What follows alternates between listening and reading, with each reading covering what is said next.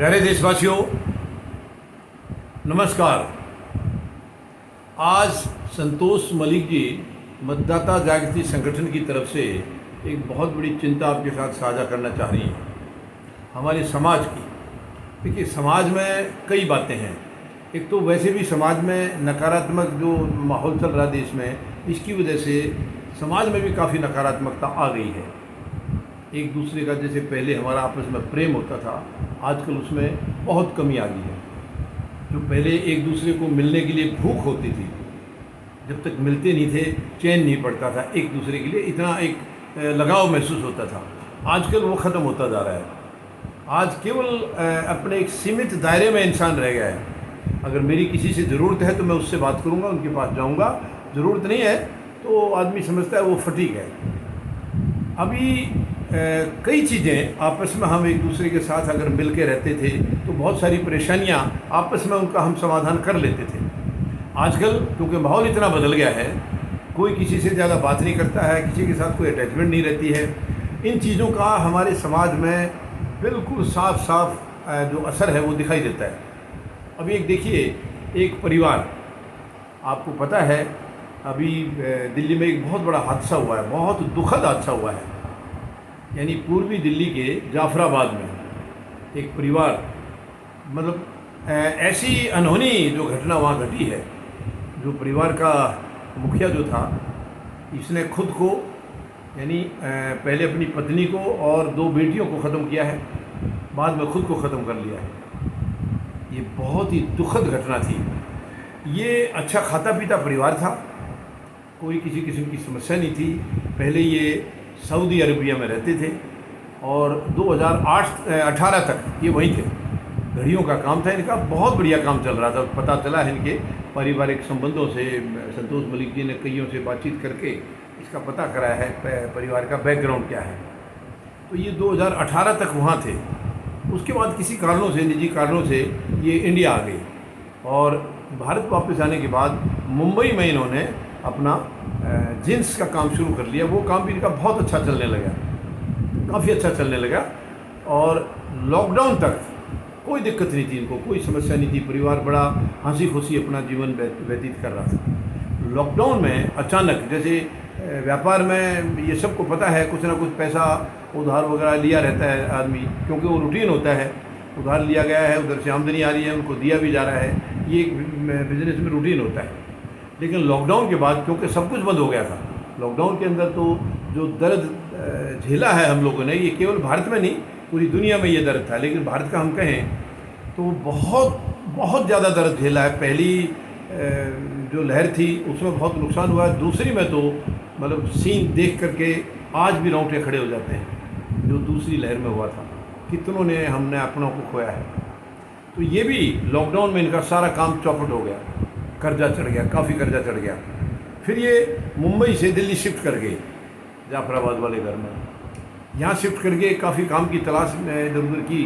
Lockdown का असर हर जगह था, कोई काम धंधा इनका सेट हो नहीं पाया।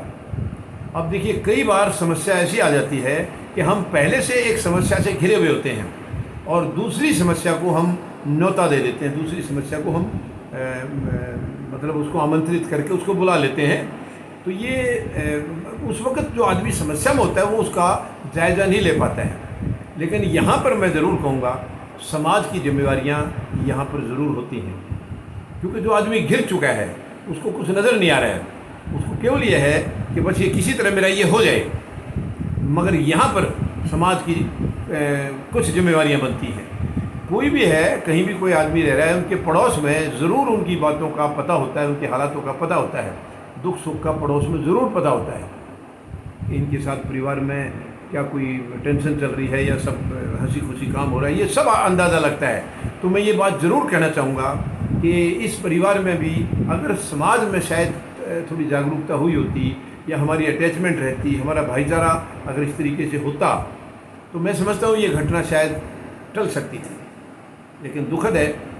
अब ये क्या कारण रहे, मैं किसी को ब्लेम नहीं कर रहा हूँ, कहीं ये ना सोचें कि इनके कोई पड़ोसियों को मैं दोष दे रहा हूँ। अब उनके क्या निजी कारण रहे होंगे, किसी को पता लगा भी था, नहीं लगा था, इनको समझाया या नहीं समझाया, उन बातों का अभी कोई खबर नहीं मिली है। लेकिन मैं वैसे एक आम बात, एक जनरल बात कह रहा हूँ कि समाज की भी कुछ जिम्मेवारियां होती हैं। पड़ोस में हमें एक दूसरे का पता होता है किसके साथ क्या समस्या चल रही है, कौन खुश है या कौन नाखुश है, ये अंदाज़ा होता है। और उसमें अगर हम कुछ दखल दें बीच में तो शायद हालातों को बदला जा सकता है। बहुत सी घटनाएं ऐसी हुई हैं जो बहुत कोई दुखद घटना होने वाली थी, लेकिन समाज के इंटरवेंशन से, समाज के बीच में दखल होने से वो चीज़ें टल गई हैं। तो मैं समझता हूँ यहाँ भी शायद ऐसा हो सकता था। अब मालूम नहीं है हमें कि पड़ोस वालों ने कुछ जाहिर किया था इनके सामने, या इन्होंने अपना कुछ बताया या किसी से शेयर नहीं किया है। अब उन चीज़ों का नहीं कह सकता मैं, तो मैं किसी को दोष नहीं दे रहा हूँ, केवल एक सामाजिक जिम्मेवारी के तौर पर बता रहा हूँ। तो यहाँ इन्होंने मतलब क्योंकि ये था कि कर्जा बहुत चढ़ गया, जल्दी उसको उतारना है, किसी तरीके से परेशान थे, टेंशन में थे, और टेंशन में आदमी कोई गलत कदम उठा बैठता है। वो ये समझते हैं जब इधर उधर से कोई गलत लोगों से संपर्क हो जाता है, वो दुनिया भर की कई की डबल ये आमदनी कराएंगे, 10 गुना कराएंगे, इस टाइप के चक्कर हो जाते हैं। तो ये किसी बुकीज़ के संपर्क में आ गया, बुकीज़ के संपर्क में आ गया और IPL के लिए सट्टा लगाने लग गया। अगर आज मैं ये कहूँ कि इस IPL की वजह से एक हंसता खेलता परिवार आज बर्बाद हो गया, ख़त्म हो गया, तो ये गलत नहीं होगा। मैं IPL के खेल को दोष नहीं दे रहा हूँ, लेकिन ये क्यों है, ये चीज़ें सरकारों का क्यों इन पर कंट्रोल नहीं है, सट्टेबाजी और ये सब क्यों होता है। खेल अपनी जगह है, लेकिन खेल के ऊपर इस तरीके के दाव लगाने ये बहुत गलत है। कोई आबाद हो जाता है, कोई बर्बाद हो जाता है, ये चीज़ें गलत हैं। ये चीज़ें देश की सरकारों को इसको गंभीरता से लेना चाहिए, लेकिन लेती नहीं है, ये दुखद है। तो उनके चक्कर में फंस गया और 8.5 करोड़ रुपया ये नुकसान खा गया। बहुत बड़ी रकम होती है 8.5 करोड़, किसी से मतलब आम आदमी से बर्दाश्त नहीं हो सकती है, मिडिल लेवल के आदमी से। तो यहीं से इसकी जो है ना परेशानी और कई गुना बढ़ गई है, और अंत में मरता क्या नहीं करता वही बात आ जाती है। हालांकि जीवन से आदमी को ऐसा नहीं करना चाहिए, समस्याओं का संघर्ष के साथ उनका मुकाबला करना चाहिए।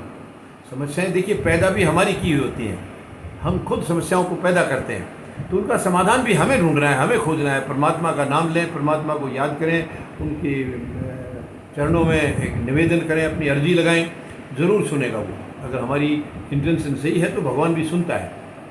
अगर वो ऐसा करते शायद कुछ रास्ता निकलता, लेकिन वो घिर चुके थे। अंत में उन्होंने ऐसा गलत कदम उठाया है, पत्नी को, 2 बेटियों को मौत के घाट उतार दिया है, उसके बाद खुद भी अपने आप को ख़त्म कर लिया है। शायद ये दुख किसी भी हालत में उनके पड़ोसी में, रिश्तेदारों में ये कहीं भुलाया नहीं जा सके। एक तो लॉकडाउन के अंदर वैसे ही हम लोग सब पीड़ा में थे, दर्द में थे, कितने अपनों को खोने का दुख था, और ये उनके खुद इस किस्म की जब घटनाएं हो गई हैं परिवार में या पड़ोसी रिश्तेदारी में, ये किसी भी हालत में ये चीज़ भुलाई नहीं जा सकती है, बिल्कुल भुलाई नहीं जा सकती है। तो मैं निवेदन करूँगा आप सबसे, कोई भी समस्या आ जाए तो ये जीवन अंत करने से समस्या का समाधान नहीं है। अब देखिए वो जिसका भी अगर ले रखा था कर्जा तो बकाया है, अब ये जीवन भर के लिए कई पीढ़ियों तक का, आगे आने वाली पीढ़ियों तक का भी ये कर्जा उसके सर पर चला गया है। या हो सकता है जिसने देने थे, 2 बच्चे इनके हैं, या इनके परिवार पर और दबाव आ सकता है कि आप चुकता करिए। तो कहने का मतलब है वो अपनी मुसीबत को दूसरों के सिर पर डाल के चले गए। तो ऐसा फैसला मैं आपसे निवेदन करूँगा, कभी भी ऐसा फैसला ना लें। जीवन बहुत अमूल्य होता है, बड़ी मुश्किल से इंसान जीवन मिलता है, और उसको हम लोग ऐसे बर्बाद ना करें। पहले तो हम कोशिश करें कि कोई भी गलत काम हम करें ही नहीं। बेशक आदमी छोटी कमाई कर रहा है, कोई दिक्कत नहीं है, उसी से धीरे धीरे तरक्की हो जाती है। हम लंबी छलांग लगाने की कोशिश करते हैं, उसमें आदमी कहीं ना कहीं फंस जाता है। और अगर कुछ गलती से कोई कदम उठ भी गया है, उसके बाद हमें संभलना चाहिए। किसी अपने की, निजी आदमी की, जिसको आप समझते हो, उससे मदद लो, उनसे सलाह लो, उनकी राय लो, उनके सुझाव लो, और ज़रूर सुझाव मिल जाते हैं। उसके बाद आगे का समाधान निकल सकता है। ज़िंदगी को हम संघर्ष के साथ अगर जिएंगे, उसका आनंद अलग है। तो ज़िंदगी से कभी इस तरीके से हारना नहीं चाहिए, जिस तरीके से ये परिवार हार गया है, ये बहुत ही दुखद है। ये वो तो खुद तो चले गए, लेकिन पीछे रहने वालों को हमेशा के लिए दर्द दे गए हैं। तो मेरी आपसे विनती है, आपसे निवेदन है, हम समाज में थोड़े जागरूक भी रहें, अपने अड़ोसी पड़ोसी का ध्यान रखें कि किसको क्या समस्या है, और कोशिश करें जो चीज़ हमारे नॉलेज में आ जाती है उनका हम समाधान निकालने की कोशिश करें। और उसके बाद वैसे भी आदमी का माहौल देख करके पता लग जाता है 30 परिवारों में क्या दिक्कत है। तो मैं उम्मीद लगाता हूँ कि शायद इस किस्म की घटनाओं से हम लोग सबक लेके आगे अपने समाज को हम मजबूत करेंगे और इस तरीके से हम एक दूसरे का सहारा बनेंगे, एक दूसरे की ताकत बनेंगे। शायद इंसान की ज़िंदगी ऐसी होती है, हमें ज़रूर एक दूसरे का सहारा बनना चाहिए। हम एक दूसरे के लिए बने होते हैं, लेकिन हम कुछ पता नहीं माहौल कुछ ऐसा हो गया है, उसके ऊपर ज़्यादा लंबी चर्चा ठीक नहीं है। तो जो भी है, मैं समझता हूँ समाज से हम लोग बहुत आपस में मिलकर समाधान कर सकते हैं। तो मेरी आपसे विनती है, इस किस्म की बातों पर ज़रूर अपने आगे के लिए गौर करें, अपने पड़ोसी की तरफ हमेशा ध्यान रखें। शायद हम इस तरीके से समाज को बचाने में कामयाब हो सकेंगे। धन्यवाद। जय जवान, जय किसान, जय हिंद।